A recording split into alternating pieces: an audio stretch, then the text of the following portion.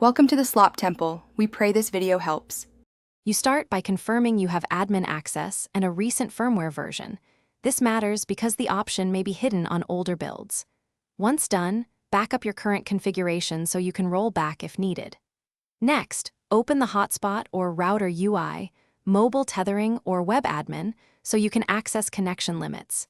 Make sure to note current client and DHCP ranges before changing anything. This prevents IP collisions and preserves expected behavior when you increase the limit.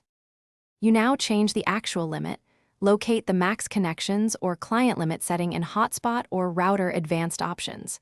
Increase the number cautiously and adjust the DHCP pool size and lease time so the address pool supports the new clients. Once you set the value, save and apply the configuration. This may restart the Hotspot service.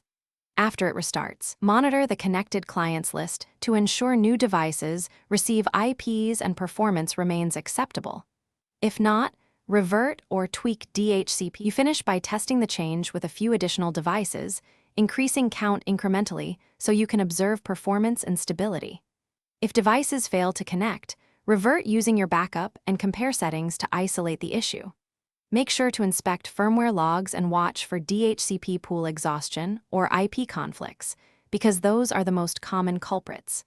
If problems persist, update firmware or reduce client limit. Contacting vendor support is the last step when logs show hardware or software.